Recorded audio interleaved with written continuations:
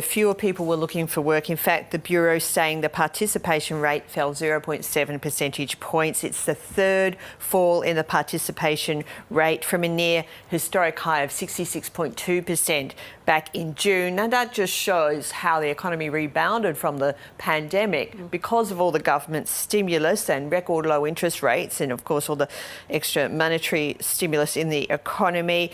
Bureau saying what we're seeing now is continuing the pattern that we're seeing during lockdowns. So just recapping, the unemployment rate rose 0.1 of a percentage point from 4.5% in August to 4.6% in September. It didn't rise as much as economists had predicted, some saying expecting a rise. It could even rise to nearly 5%. Economist survey by Bloomberg saying expecting the unemployment rate to rise to 4.8%. But as I mentioned, because a lot of people dropped out of the search for work, that actually kept the rate artificially low. For more, to break this down, we're joined now by Alison Pennington. She's a senior economist at the Centre for Future Work at the Australia Institute. Thanks for joining us, Alison. So take us through what you think of these figures today.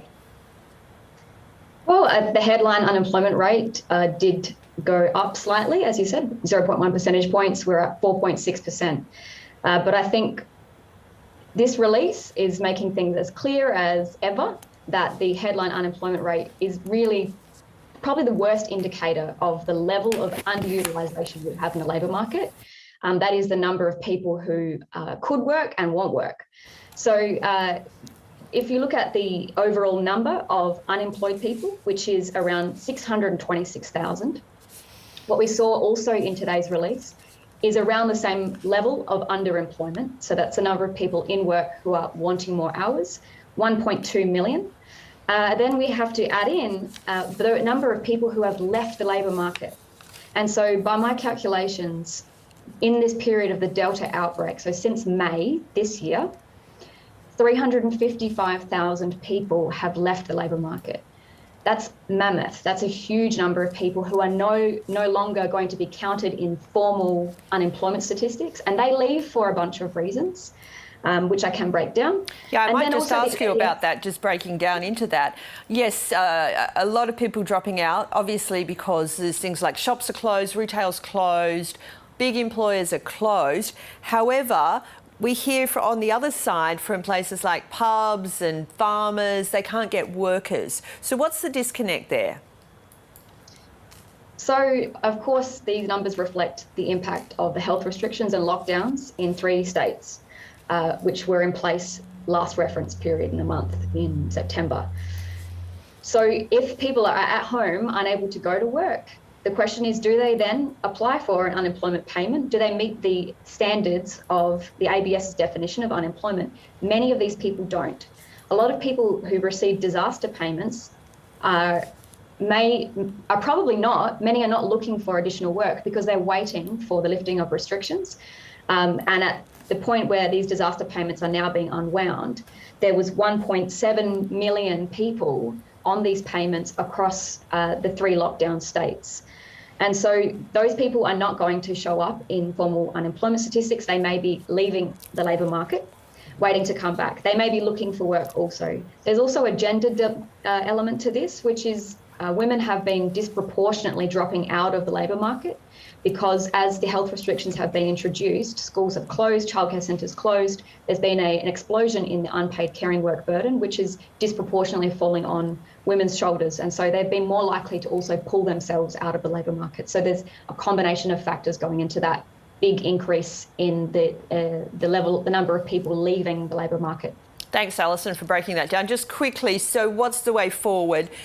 If Australia does emerge next year, opening borders as soon as November, as we know, once different states and territories reach the 80% vaccination rate, where is the economy headed and therefore the jobless rate? I don't share the enthusiasm, I think, of many in government and policy about the unwinding of the disaster payments in line with an arbitrary vaccination rate. The number of jobs and businesses that have been destroyed and lost in this pandemic will not automatically snap back because we have a certain level of vaccination. I think what will be required is a far more proactive aggressive role for government really in job creation, in order to ensure that as we move out of this period of the most severe of lockdowns, we are supporting people, including in industries where they won't snap back, like tourism and the arts, and ensuring that there is opportunities for skills and training so that they can move into new jobs.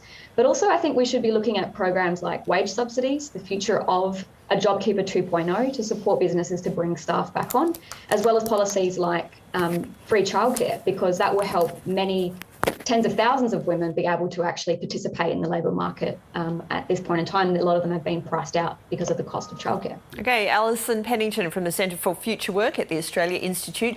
Thank you so much for breaking down the unemployment figures for us today. No worries. The bottom 20% get nothing. They're really unfair tax cuts. People want to see much stronger action from the government when it comes to climate change. It's no coincidence that we have a wages crisis in Australia. Transitioning to net zero emissions, it doesn't seem like there's much room for gas.